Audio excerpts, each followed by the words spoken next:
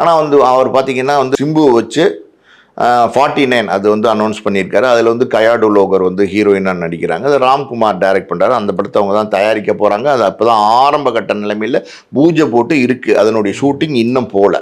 அதுக்கப்புறம் பார்த்தீங்கன்னா இட்லி கடை, தனுஷோட இட்லி கடை வந்து கிட்டத்தட்ட வந்து படம் முடிஞ்சிருச்சு. போஸ்ட் ப்ரொடக்ஷன் மட்டும்தான் இருக்குது.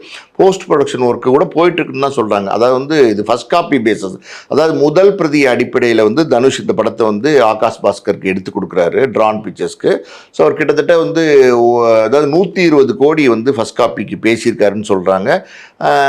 முக்கால்வாசி பணம் தனுஷ்க்கு வந்து ஆல்ரெடி கொடுக்கப்பட்டது. ஓகேவா? இப்போ இந்த பிரச்சனை வந்ததுக்கப்புறம் இந்த படத்தினுடைய போஸ்ட் ப்ரொடக்ஷனை நிறுத்திடலாமா வேண்டாமா அப்படின்னும் போது தனுஷ் அந்த படத்தினுடைய இயக்குனரும் கூட. அதனால் அவர் என்ன பண்ணுறாரு, தொடர்ந்து இந்த டப்பிங்கு எடிட்டிங்கு எல்லாத்தையும் முடிச்சு நம்ம படத்தை ரெடி பண்ணி கொடுத்துருவோம் அப்படின்னு அவர் மும்முரமாக வேலை பார்த்துட்டு இருக்காரு. ஒரு பக்கம் வந்து இட்லி கடையினோட வேலைகள், அதாவது போஸ்ட் ப்ரொடக்ஷன் வேலை தொடர்ந்து நடந்துக்கிட்டு தான் இருக்குது. இதுக்கு இன்னொரு காரணமும் உண்டு. என்ன காரணம்னா, தனுஷ் அடுத்தடுத்த ஒரு லைனப்ஸ் இருக்குது. இப்போ குபேரன் வந்து ரிலீஸ்க்கு ரெடியாக இருக்குது. அதுக்கப்புறம் வந்து கலாம் அனௌன்ஸ் பண்ணியிருக்காங்க.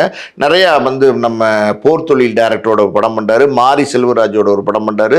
தனுஷோட லைனப்ஸ்லாம் பெருசாக இருக்கிறதுனால அடுத்தடுத்த போக வேண்டி இருக்கிறதுனால இந்த படத்தை முடிச்சிடலாங்கிற எண்ணத்தில் தனுஷ் செயல்பட்டு இருக்காரு.